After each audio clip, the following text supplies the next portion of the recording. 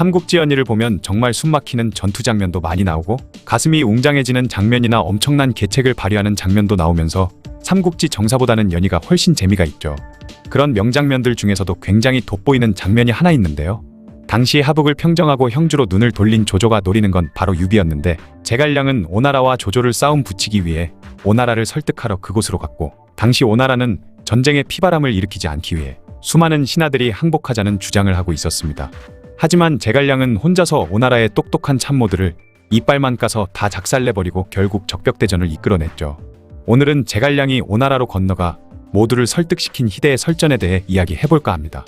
다만 이 설전은 삼국지 연의에서 나오는 허구의 사건으로 실제로 제갈량이 오나라에 가서 동맹을 성사시키긴 했지만, 이렇게 디테일한 내용은 재미를 위해 만들어낸 이야기이므로 재미로만 봐주시면 될 것 같습니다. 당시 유비의 든든한 백이던 유표가 세상을 떠나고 그 뒤를 유종이 잇게 되었는데, 그는 얼마 안가 조조에게 항복하고 말았죠. 그렇게 위험에 처한 유비는 장판교에서 장비가 활약하고 제때 관우와 제갈량이 지원군을 이끌고 와서 겨우 조조군으로부터 도망칠 수 있었지만, 이후 조조군을 상대하기 위한 대책이 시급한 상황이었습니다. 이에 유비의 참모로 있던 제갈량은 오나라와 동맹을 맺고 조조와 맞서야 한다며 그들을 설득하기 위해 혼자 오나라로 건너가게 되죠. 이때 조조는 오나라에 서신을 보내 항복할 것인지 아니면 나의 100만 대군과 전쟁을 벌여 오나라를 불바다로 만들 것인지 정하라는 협박을 했습니다. 그러자 오나라 대신들은 전력의 차이가 10배 이상 난다며 대부분이 전쟁을 반대하고 있던 상황이었죠. 이때 제갈량은 오나라의 참모들을 먼저 만나 설전을 벌이게 됩니다. 제일 먼저 강동의 현인이라고 불리는 장소가 나섰는데요. 과거 손책이 손권에게 자리를 넘겨주면서 바깥일은 주유에게, 안의 일은 장소에게 상의를 하라는 유언을 남겼을 정도로 뛰어난 인물이었죠. 장소는 제갈량을 보고 그의 새치혀에 놀아나 오나라를 위험에 말려들게 할 수는 없다고 생각하며 제갈량에게 물었습니다. 현덕공은 공명선생을 얻었을 때 물고기가 물을 만난 듯 기뻐했다고 하던데 어찌 형주를 빼앗기고 신야에서도 도망쳐 강하에 숨어있는 것입니까? 라고 물었죠. 이때 제갈량은 이들과의 논쟁에서 밀린다면 오나라를 움직일 수 없다고 생각했습니다. 그리고 만약 주군께서 형주를 빼앗으려 했다면 쉽게 뺏을 수 있었지만 돌아가신 유표님과는 동종의연을 맺었기에 인의를 중시하는 주군께서 나라의 불행을 틈타 영지를 탈취하는 일은 차마 하지 못했던 것입니다. 라고 답변했죠. 이에 장소는 그게 무슨 소립니까? 공명선생은 스스로를 관중과 악의에 비한다고 하시더니 그런 사소한 일과 감정을 버리고 대의를 위해서 움직여야 하는 것이 마땅하지 않습니까? 라고 하는 것이었습니다. 그러자 제갈량은 연암에서 조조에게 패배했을 때는 신야의 병사가 1000명도 남지 않았고 장수는 관우 장비 조음밖에 없었습니다. 이런 힘으로 조조군과 정면으로 맞서는 것은 스스로 죽고자 하는 것이지요. 이것을 피하는 것은 병가에 늘 있는 일입니다. 또한 신야는 작은 땅이라 모든 것이 다 부족했는데 그런 상황에서도 나의 뛰어난 계책으로 하우돈과 조인을 물리쳤던 것입니다. 그리고 수만 명의 백성들이 주군의 덕을 흠모하여 뒤따라 오다 보니 잠시 위험에 처할 뻔했던 것인데 이는 주군의 인애를 보여주는 것이지 비참한 패전이라 볼 수 없습니다. 옛날 초나라의 항우는 싸울 때마다 승리했지만 해야전투의 패배로 한고조에게 멸망하고 말았습니다. 승패는 병가에서 자주 있는 일로 일부 승패만으로 모든 것을 논한다는 것은 경솔한 일입니다. 라고 하니 장소는 아무 말 못하고 물러날 수밖에 없었죠. 그러자 이번엔 우번이 나섰습니다. 우번은 제갈량에게 조조의 군대는 100만이나 되는데 선생께서는 어떤 대책이 있으십니까? 라고 물었죠. 그러자 제갈량은 100만이라고 하지만 실제로는 7, 80만 정도밖에 되지 않을 것입니다. 그리고 원소를 멸망시키고 받아들인 군사들과 형주의 군사들을 합친 숫자라 오합지졸에 불과하니 두려워하지 않으셔도 됩니다. 라고 대답했습니다. 그러자 우번이 하하 웃으며 이상하네요. 조조에게 처참하게 패배하고 다급하게 강하로 도망가서 할 수 없이 남의 도움을 빌리면서 두려워할 것이 없다니 이게 무슨 말이요? 라고 되물었죠. 그러자 제갈량은 죽은 유비님의 군사들은 인의가 있지만 겨우 수천 명에 불과합니다. 숫자로 적군 100만 대군과 맞서기엔 무리가 있어 강하로 물러나 때를 기다리고 있는 것입니다. 저희에 비해 오나라의 군사는 정예병에다가 식량도 넉넉하며 장강이라는 지리적 우위도 점하고 있으면서 주군에게 항복을 권하는 것은 비겁하기 짝이 없는 노릇 아닙니까? 이에 반해 우리는 적은 수로도 조조에게 대항하려 하는데 조조를 두려워하지 않아도 된다고 해도 당신들이 할 말은 없을 것 같은데요? 라고 대답하니 우번 역시 꿀먹은 벙어리 마냥 조용히 있을 수밖에 없었습니다. 그러자 이번엔 보질이 나서서 제갈량에게 물었죠. 당신은 고작 소진과 장의의 달변을 따라해 우리 오나라를 전쟁에 참여하게 만들 셈인 것이요? 이에 제갈량은 소진과 장의를 달변가로만 알고 있는 것 같은데 그 둘은 당대의 호걸이었습니다. 소진은 6나라의 재상을 지냈고 장의는 2번이나 진나라의 재상이 되었을 정도로 두 사람 모두 나라를 지탱한 대단한 인물이었습니다. 하지만 당신들은 조조가 보낸 협박편지 하나만으로 항복하려고 하는데 감히 소진과 장의를 논할 수 있습니까? 라고 대답했죠. 그러자 설종이 벌떡 일어나더니 그러면 조조는 어떤 인물입니까? 라고 물었습니다. 이에 제갈량은 두말할 필요 없이 한나라의 역적입니다. 라고 대답했죠. 그러자 설종은 조조는 이미 한나라의 3분의 1을 차지한 위대한 인물이요. 또한 민심도 그에게 기울고 있으며 하늘도 그의 편입니다. 조조를 역적이라 한다면 과거 순왕이나 우왕, 무왕, 진왕도 모두 역적이 아니겠습니까? 라고 하는 것이었습니다. 그러자 제갈량은 설종에게 그 입 다무시오 라고 소리치더니 당신의 말은 부모도 없고 주군도 없는 사람이 하는 말 같소. 조조는 조상 대대로 한나라의 녹을 받으며 한 황실의 은혜를 입었는데 한나라가 쇠퇴하자 나라를 멸망시키고 천하를 먹으려고 하고 있습니다. 그럼 당신에게 묻겠소. 당신의 주군인 송권님이 쇠약해지시면 조조처럼 주군을 업신여기고 이 오나라를 멸망시킬 생각입니까? 라고 하자 모두 아무 말 못하고 장내가 조용해졌습니다. 그러자 조용히 육적이 일어나더니 제갈량에게 물었죠. 조조는 현재 한나라의 승상이면서 상국이던 조참의 후예입니다. 하지만 유비님은 스스로 황손이라고는 하지만 우리가 알기로는 집신과 돗자리나 짜던 촌부였는데 어떻게 두 사람을 견줄 수 있겠습니까? 이에 제갈량은 대답했습니다. 황제께서 우리 주군을 만났을 때 황실의 후예임을 밝힌 바가 있습니다. 또한 한고조께서도 평민의 신분으로 천하를 통일하셨는데 주군께서 돗자리와 집신을 짰다고 한들 그게 무슨 욕이 되겠습니까? 이름 높은 가문 출신인 조조는 항상 한 황실을 칠 기회만 엿보고 있는데 그 죄가 오히려 더 크지 않겠습니까? 라고 하자 육정 역시 아무 말 못하고 찌그러졌죠. 그러자 엄준이 비꼬듯이 물었습니다. 공명선생의 달변에 저희가 꼼짝달싹 못하겠는데 대체 어떤 경전을 읽고 그토록 박식하게 되었는지 알려주시지 않겠소? 라고 하는 것이었죠. 그러자 제갈량은 제가 방금 한 말을 듣지 못한 것입니까? 출신이고 관직이고 가문이고 아무 상관이 없다고 말했는데 내가 무슨 경전을 읽든 뭐가 중요합니까? 과거 강태공이 어떤 경전을 읽었다고 들은 것이 있습니까? 한나라의 장량과 진평 같은 이들이 경전에 능했다는 말을 들은 적이 있습니까? 저는 쓸데없이 책이나 읽고 허송세월을 보내진 않았습니다. 라고 대답했습니다. 이때 갑자기 한 인물이 호통을 치며 들어왔죠.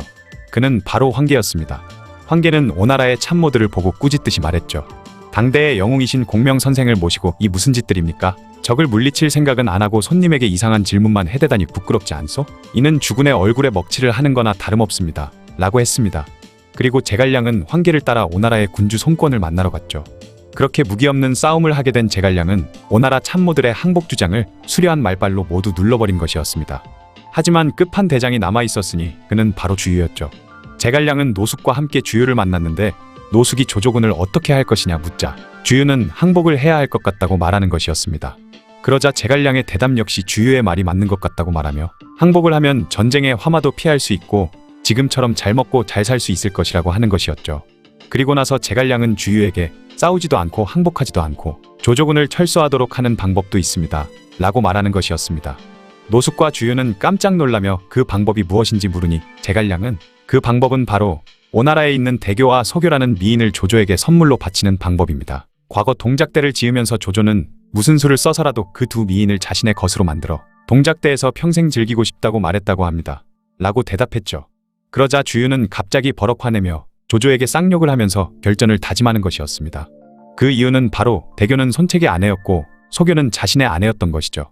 그렇게 오나라는 결국 유비와 동맹을 맺게 되었고 얼마 안가 적벽대전이라는 전세계 역사에 이름을 남기게 된 대전쟁이 벌어지고 만 것입니다. 이 이야기는 나관중이 지어낸 소설에 불과하지만 대화 내용들이 정말 디테일하고 제갈량의 수려한 말발에 가슴이 웅장해지는 것 같네요. 삼국지 정사는 확실히 역사서이기 때문에 조금 딱딱하고 진지한 면이 있죠. 그래서 사람들은 삼국지 연의에 열광하고 재미있게 보는 것 같습니다. 삼국지 연의를 보다 보면 정말 가슴이 두근거리는 전투에 대한 이야기가 많이 나오는데요. 그중 제갈량이 기가 막힌 계책을 사용해 전투에서 연전연승을 하는 걸 보면 가슴이 웅장해질 정도로 너무 재미있죠. 맹획을 7번 잡고 7번 풀어준 칠종칠금에 대한 이야기라든지 아니면 밀리고 있던 조조가 원소의 군량고를 털어 마침내 전쟁에서 이긴 것이라든지 제갈량이 적벽에서 밀짚으로 가득 채운 배를 타고 조조군 진영으로 가 10만 개의 화살을 만들었다든지 동남풍을 불개해 적벽대전의 화공을 성공적으로 이끌었다든지 하는 이야기는 여러 번 봐도 재미있는 이야기이죠. 오늘은 삼국지 연의에서 나오는 가슴 웅장해지는 전투에 대한 이야기를 해볼까 합니다. 수많은 전투 중에서도 제갈량의 영혼의 라이벌인 사마이가 죽기 직전까지 갔다가 겨우 살아날 수 있었던 상방곡 전투에 대한 이야기죠. 234년 2월 약 3년간의 준비를 마친 제갈량은 또 다시 성도를 떠나 북벌을 감행합니다. 그 소식을 들은 조예는 즉시 사마이를 보내 제갈량을 막도록 했고 그렇게 촉군과 위군은 위수를 사이에 두고 대치하게 되었죠. 그러던 어느 날 위나라군의 정문이라는 자가 항복을 해왔는데요.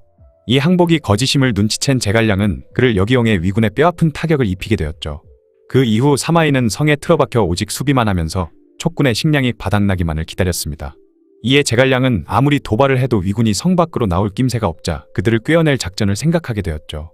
일단 제갈량은 근처의 지형을 파악하기 시작했는데 이때 상방곡이라는 골짜기를 발견하게 되었습니다. 이곳은 입구가 한 군데밖에 없고 계곡 중간에 병사들이 야영할 수 있는 큰 분지가 있는 그런 모양이었죠. 이 상방곡의 모습이 호리병의 모습과 비슷하다고 해서 주위 백성들은 그곳을 호로곡이라고 부르기도 했습니다. 제갈량은 그곳이 굉장히 마음에 들었고 한 가지 도면을 주고 그곳에서 은밀히 무언가를 만들라고 지시했죠. 그렇게 제갈량이 만들라고 지시했던 건 바로 모구유마라고 불리는 수레였습니다. 이 모구유마는 소의 머리를 한 외발 수레였는데 계속해서 식량난에 허덕이던 촉군은 모구유마를 이용해 많은 식량과 보급품을 실어 나를 수 있게 되었고 이것은 촉군의 식량이 바닥날 때까지 기다리려던 사마이의 계산을 완전히 뒤집어 놓았죠.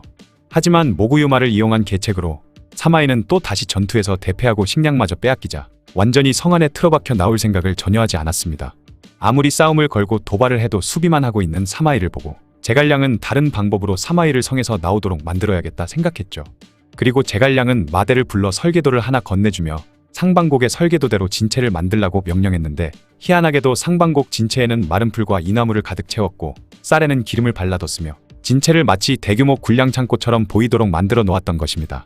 그리고 나서 위원에게는 상방곡 입구 근처에서 매복해 있다가 사마이가 군사를 이끌고 온다면 상방곡 안으로 유인하라는 명령을 내렸고 고상에게는 모구유마를 이용해 기산과 상방곡을 왔다 갔다 하며 군량을 실어 나르게 했는데 만약 위나라군이 공격해 온다면 적당히 상대해 주다가 보급품을 그냥 놔두고 도망쳐 버리라고 명령했죠. 또한 나머지 장수들에게는 병사들을 이끌고 기산 여기저기에 흩어져서 열심히 농사를 짓는 척 하라고 했으며 만약 사마이가 아닌 다른 위나라 장수가 공격해 오면 일부러 계속 져주라고 명했습니다. 그렇게 총나라군은 급박하게 움직이기 시작했죠. 한편 위나라의 정찰병들은 촉군의 이런 움직임을 보고 사마이에게 상방곡이라는 곳에 큰 진체를 만들어 보급 기지로 사용하려는지 그곳으로 막대한 양의 식량을 옮기는 중이며 다른 장수들은 열심히 군량 확보를 위해 농사를 짓는 중이다 라고 보고했습니다. 그러자 하후에와 하후아는 사마이를 찾아와 군량 준비가 완료되면 본격적인 공격이 시작될 것이라며 늦기 전에 촉군을 공격해야 한다고 말했죠. 사마의 생각에도 촉군의 군량이 떨어지는 것만을 기다리고 있었는데 그냥 넉놓고 가만히 앉아만 있다가 촉군의 고질적인 문제였던 군량을 넉넉하게 확보하게 되면 오히려 공격하기 좋은 기회를 놓칠 수도 있겠다라고 생각했습니다. 그리고 사마이는 하우페와 하후이를 불러 촉군을 공격하라 명했죠. 그렇게 출진하게 된 하우페와 하후이는 촉군의 보급부대를 만나 공격에 나섰고 손쉽게 승리를 거둬 군량까지 빼앗을 수 있었습니다. 그 다음 날에도 촉군의 보급부대를 공격해 군량을 빼앗았고 그리고 그 다음 날에는 촉군과 전투를 벌여 승리할 수 있었죠. 그렇게 위군 장수들은 이리저리 흩어져 있던 소규모 촉군 부대를 섬멸하고 다녔고 수많은 포로까지 잡을 수 있었습니다.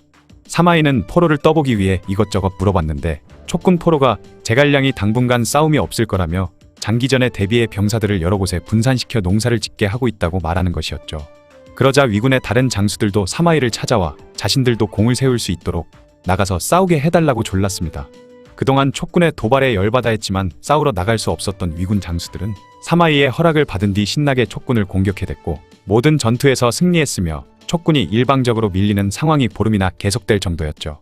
나중에는 촉군이 위군만 보이면 도망가기 바쁘자 점점 촉군이 정말 약하다고 생각하기 시작했고 사마이가 잡혀온 포로에게 제갈량이 어디서 뭐하는 중이냐고 물으니 제갈량은 상방곡 안에 큰 성체를 만들고 그곳에 몇 년 동안 먹을 수 있는 식량을 비축하는 중이라고 말하는 것이었습니다.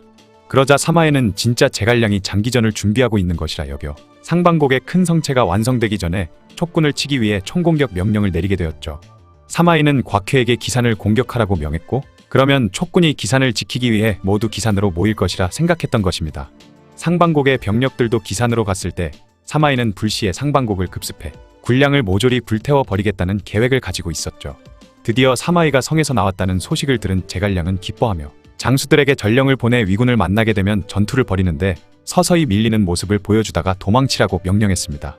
그렇게 결국 마주하게 된 촉군과 위군은 일대 결전을 벌이게 되는데 역시나 촉군은 서서히 밀리면서 도망치기 시작했고 이에 사마이는 군사를 돌려 상방곡으로 향하게 되었죠. 사마이의 생각대로 촉군은 죄다 기산에 몰려 있었기 때문에 상방곡을 지키고 있는 촉군은 얼마 없었습니다. 그렇게 순식간에 사마이가 이끄는 위군에 의해 상방곡을 지키던 수비군은 쓸려나갔고 그때 위원이 나타나 사마이를 막았지만 역부족이었죠. 하지만 위원도 제갈량의 명을 받아 상방곡 안쪽까지 사마이를 유인하는 작전을 실행하고 있었던 것입니다. 마침내 상방곡 안쪽으로 들어오게 된 사마이는 촉군의 군량을 모두 태우라 명령했는데 뭔가 이상함을 느끼게 되었죠. 그것은 바로 원래 불이 날까봐 군량 창고 근처에는 마른 풀이나 장작을 두지 않는 법인데 상방곡의 창고 근처에는 수많은 장작들이 쌓여 있던 것입니다. 그제서야 제갈량의 계략에 걸려들었다고 생각이 든 사마이는 빨리 전군 퇴각을 외쳤죠. 하지만 좁은 길로 워낙 신나게 들이닥쳐 오던 위군은 사마이의 퇴군 명령을 듣지 못했고 그렇게 순식간에 위군은 혼란에 휩싸이게 되었습니다. 사마이가 상방곡 안으로 들어가는 모습을 본 제갈량은 바위와 나무 등을 굴려 상방곡의 입구를 막아버렸죠. 그리고 촉군은 미리 준비해놓았던 도화선에 불을 질렀고 계곡 언덕 위에서는 불화살을 쏘기 시작했습니다. 상방곡 안에 있던 마른 풀과 화약 그리고 기름에 순식간에 불이 붙었고 얼마 안가 엄청난 불길에 휩싸이게 되었죠. 여기저기서 화약 폭발하는 소리가 들렸고 불타 죽어가는 위군 병사들의 비명만 가득했으며 사마의 역시 퇴로가 막히자 죽음을 예감한 그는 다 포기하고 아들인 사마소와 마지막을 준비하고 있었습니다. 그런데 하늘은 사마이의 편이었을까요? 갑자기 먹구름이 몰려와 엄청난 폭우가 쏟아지기 시작했던 것이죠. 그리고 상방곡 안의 불은 비에 의해 금세 꺼지면서 사마의 역시 타죽지 않고 살아남아 겨우 도망칠 수 있었습니다. 하지만 이 전투로 인해 위군은 막대한 피해를 입게 되었죠. 이후 사마이는 더욱 촉군을 상대하지 않았고 제갈량은 장기전에 대비해 오장원으로 진지를 옮기게 됩니다. 그리고 얼마 안가 제갈량은 이곳 오장원에서 세상을 떠나고 말죠. 만약 상방곡에서 사마이가 죽었다면 위나라에도 더 이상 제갈량을 막을 만한 사람이 없었기 때문에 북벌이 성공할 수도 있었을 것 같기는 하네요. 지금까지 삼국지 연의에서 가장 극적이고 소름돋는 전투, 상방곡 전투에 대한 이야기였습니다. 제갈량과 사마이는 삼국지를 읽어본 사람이라면 누구나 알만한 유명한 라이벌 관계입니다. 하지만 연의에서는 사마이가 비록 제갈량과 맞설 수 있는 유일한 인물로 나오기는 하지만 늘 한 수 뒤지는 모습을 보이면서 때로는 제갈량의 계책에 걸려서 호로곡에서 불타 죽을 뻔한 적도 있었고 심지어는 제갈량이 죽은 후에도 그에게 농락당하는 장면까지 나왔죠. 그렇다면 실제 역사 속에서의 둘의 대결은 과연 어땠을까요? 지금부터 자세히 알아보시죠. 제갈량은 6년에 걸쳐 총 5차례의 북벌을 나섰는데 그 중에서 사마이와 직접 대결을 펼친 것은 4차와 5차 북벌 2번뿐이라고 합니다. 1차 북벌 때는 장압과 조진이 대장이었고 2차 북벌 때는 학소와 왕상이 그 역할을 맡았죠. 3차 북벌 때는 곽회가 등장해서 제갈량과 맞섰는데 제갈량의 전략이 맞아떨어지며 곽회는 무도와 은평을 버리고 퇴각하게 됩니다. 결과에 어찌됐든 1, 2, 3차 북벌 모두 사마이는 아예 참전한 적이 없었던 것이죠. 그 당시 사마이는 오나라와 맞서고 있었는데 곽회가 패배하면서 촉군이 무도와 은평을 점령하자 위기감을 느낀 위나라에서는 조진과 사마이에게 총나라 원정을 지시했죠. 하지만 이때 장마가 쏟아지면서 촉으로 가는 잔도가 끊기고 보급에 문제가 발생하게 되면서 촉군 영토로 들어가기도 전에 실패를 해버립니다. 그 후 조진이 병으로 사망하면서 그때부터는 사마이가 총나라와의 전선을 담당하는 지휘관이 되었죠. 230년이 되자 제갈량은 본격적인 침공에 앞서 평소 자신이 믿는 두 장군을 보내서 위군의 사기를 꺾으려 했는데요. 바로 위연과 오이를 남한등지로 진출시켜서 사마이를 먼저 도발한 것이죠. 이에 사마이는 위군의 에이스 무장인 곽회와 비호를 출전시켜 위연과 오이를 맞게 했는데 위연과 오이가 이들을 상대로 승리하면서 제갈량이 먼저 기선을 제압합니다. 이 전투의 승리로 사기가 오른 촉군은 본격적으로 4차 북벌을 시작하며 상규라는 곳으로 병사들을 진군시켰죠. 이 상규라는 지역은 보리가 많이 나는 곳으로 식량 사정이 넉넉지 않았던 촉군에겐 꼭 확보해야 하는 땅이었는데 그 사실을 이미 눈치챘던 사마이는 곽회를 보내 상규에 있는 촉군을 공격합니다. 하지만 제갈량 역시 사마이의 생각을 읽으면서 위연을 앞세워 곽회의 군대와 맞선 끝에 곽회는 또다시 패하며 달아났죠. 하지만 이번에는 사마이도 순순히 물러나지 않았습니다. 곽회의 패배를 만회하려는 듯 우수한 위나라 기병을 이용해 강을 건너 험한 지형에 성체를 세우는 작전을 펼친 것인데요. 위군이 강을 건너는 것을 막지 못한 제갈량은 결국 상규를 지키지 못하고 본진이 있는 기산으로 퇴각하게 됩니다. 사마이의 위군은 퇴각하는 촉군을 쫓아 기산까지 따라간 후 그곳에 촉군이 만들어 놓았던 포위망까지 무너뜨려 버렸죠. 하지만 사마이가 제갈량의 군대를 격파하긴 했어도 제갈량은 퇴각하던 군대를 신속하게 수습한 끝에 다시 튼튼한 방어진을 만들었기 때문에 사마의 입장에서도 뚫기가 쉽지 않았으므로 사마이는 서두르지 않고 지구전을 선택하게 됩니다. 이때 부사령관으로 참전한 장압은 자신이 약간의 기병을 데리고 촉군의 뒤로 돌아가 적들을 혼란에 빠뜨리고 싶다는 의견을 냈지만 사마이는 장압의 의견을 들어주지 않았는데요. 그러자 가호와 위평이라는 장수가 사마이를 찾아와 공께서는 촉군을 호랑이처럼 두려워하시니 천하의 웃음거리가 될까 두렵습니다 라는 말을 대놓고 할 정도로 위나라군 진영의 분위기는 좋지 않게 흘러가기 시작했습니다. 사실 사마의 입장에서도 지구전을 길게 할 상황이 못 되었던 것이 비록 촉군도 식량이 부족하기는 했지만 위군 또한 식량 사정이 좋지 않은 건 마찬가지였던 데다 사마이의 부하 장수들은 싸움을 피하는 상관의 태도에 불만이 하늘을 찌르고 있는 상황이었죠. 때문에 사마이도 더 이상 시간을 끌지 못하고 결국 제갈량과 결전을 치르기로 결심을 하게 되었고 기산 근처의 노성이라는 곳에서 촉군을 향해 총공격을 퍼붓게 됩니다. 사마이의 본대는 제갈량의 본대와 격렬한 전투를 벌였고 부사령관 장압의 군대는 왕평의 군대와 승부를 벌였죠. 5차까지 이어진 제갈량의 북벌에서 보기 드문 대회전이 벌어진 것인데요. 하지만 제갈량과 위연이 사마이를 격파하고 왕평은 장압을 격파해버리면서 이 대회전의 결과는 총나라군의 대승으로 끝나게 됩니다. 이때 이룬 승리는 제갈량의 북벌 중 가장 커다란 승리였으므로 총나라군의 기세가 하늘을 찌를 듯 높아졌기 때문에 사마이는 다시 자신의 진영에 틀어박힐 수밖에 없었죠. 하지만 이때 익주지방에서 5월부터 큰 비가 계속 내리면서 북벌을 나가 있던 촉군 병사들에게 군량을 수송하는 데 큰 어려움이 생겼기 때문에 군량 수송을 맡고 있던 이염이 제갈량에게 후퇴할 것을 권하게 되었고 제갈량이 이를 받아들이면서 결국 촉군이 물러나게 됩니다. 물러나는 촉군을 본 사마이는 장압에게 추격을 명했는데요. 장압은 추격에 반대했지만 사마이는 억지로 장압에게 추격을 강요했고 이에 제갈량이 복병을 배치해 목문도에서 장압을 기습하면서 결국 위에 명장 장압은 전사하고 말았습니다. 이렇듯 정사에서는 장압이 반대했음에도 사마이가 억지로 장압에게 추격을 명해서 괜히 장압을 죽게 만들었지만 연희에서는 그 반대로 사마이를 띄워주기 위해서 사마이가 추격하려는 장압을 말리는 것으로 바뀌었죠. 한편 장압과는 별개로 사마이도 따로 부대를 이끌고 직접 촉군을 추격했는데 사마이의 부대는 장압과 달리 촉군을 격파하면서 엄청난 전공을 올렸습니다. 진서 선제기에 따르면 10,000명에 달하는 촉군이 전사했다고 하죠. 이렇게 치열했던 4차 북벌이 끝나고 3년의 시간이 지난 234년 제갈량은 마지막 북벌인 5차 북벌을 떠났습니다. 이때 제갈량이 오나라 손권과 공동작전을 펼치면서 손권은 약속에 따라 합비신성을 공격했고 곧 위나라와 오나라의 싸움이 시작되자 촉군 또한 북벌을 시작했죠. 이때 제갈량이 동원한 병력은 약 10만으로 당시 총나라의 사정을 생각하면 엄청난 대군이었다고 합니다. 제갈량은 대군을 이끌고 무공이라는 곳으로 진출하려 했지만 이미 촉군이 어디로 진격할지 예상하고 있었던 사마이는 이미 무공에 수비대를 배치해두면서 촉군의 진격을 막았고 이에 제갈량은 오장원의 진을 치게 되죠. 오장원의 진을 친 제갈량은 강을 사이에 두고 사마이와 대치하게 됩니다. 촉군은 강을 건너기 위해 다리를 만들려는 시도를 했고 사마이는 이를 막기 위해 기병을 파견해 촉군을 기습 공격했죠. 이때 촉군의 맹염이라는 장수가 사마이의 기습 공격을 잘 막아내는 사이에 제갈량은 자신이 개발한 연노라는 쇠뇌를 병사들에게 장비시켜 위군의 기병을 향해 활을 쏘게 만들었는데요.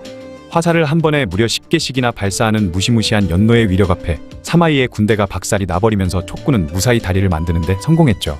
그렇게 강을 건널 다리가 완성되자 제갈량은 사마이의 허를 찔러 최단거리로 그를 공격하는 루트가 아니라 서쪽의 북원이라는 곳을 통해 사마이의 부대를 노리는 작전을 세웠습니다. 위나라의 장수들 중 누구도 그런 제갈량의 계책을 눈치채지 못했는데 오직 곽회만이 제갈량이 북원을 침공해올 것이라는 주장을 했고 조금은 뜬금없는 곽회의 의견을 사마이가 받아들이면서 북원에 원군을 보낸 끝에 촉군을 격파하는 데 성공하게 됩니다. 회심의 작전이 실패했음에도 제갈량은 포기하지 않은 채 이번에는 동쪽의 양수라는 곳을 통해 사마이의 군대를 공격하려 했는데 마치 신들린 것처럼 이번에도 제갈량의 생각을 읽은 곽회가 이번에는 촉군이 양수로 올 것이라고 사마이에게 진언을 올렸죠. 이에 위군은 양수의 군대를 파견했고 그곳에서도 촉군을 격파하게 됩니다. 두 차례 공격이 모두 실패하자 제갈량은 급하게 승부를 내는 것을 포기한 채 오장원 근처에서 둔전을 실시하고 병사들에게 대민 지원까지 지시하면서 백성들의 마음을 얻기 시작했습니다. 총나라의 병사들은 백성들과 어울리며 농사를 지었고 원래 백성들은 군대가 오면 식량을 약탈당하는 것이 일상이었는데 오히려 그런 병사들이 자신들의 일을 도와주자 총나라군에 대한 민심이 아주 좋아졌다고 하죠. 명제상 제갈량이 자신의 진짜 특기를 제대로 살린 순간이었습니다. 제갈량은 사마이가 승리를 굳히기 위해 지구전을 펼칠 것을 예상하고 이를 오히려 역이용해버린 것인데요. 이렇게 촉군이 민심을 얻으면 오히려 불리해지는 건 위군이었기 때문에 사마이는 시간이 갈수록 초조해지기 시작했습니다. 뿐만 아니라 제갈량은 사마이에게 여자옷과 놀이개를 보내 도발하기도 하고 편지로 안부를 묻기도 하는 등 계속해서 사마이를 도발했고 이에 발끈한 위군의 장수들은 사마이에게 출전을 요구했지만 사마이는 단호하게 거절하며 그들의 출전을 허락하지 않았죠. 이번에는 촉군의 식량이 넉넉한 상황이었기 때문에 군량발로 이기기에도 쉽지 않아 보였지만 하늘은 사마이의 편이었습니다. 정작 식량이 넉넉해지면서 총나라군은 오래 버틸 수 있는 상황이 되었지만 지나치게 많은 일을 하던 제갈량 자신의 몸이 더 이상은 버티지 못하는 상황이 된 것인데요. 가뜩이나 과로로 몸이 좋지 않았던 제갈량이 손권의 오나라 군대가 만총에게 막혀 합비신성 공략에 실패했다는 소식을 듣자 큰 충격을 받은 채 쓰러졌으며 234년 가을에 결국 세상을 떠나게 된 것입니다.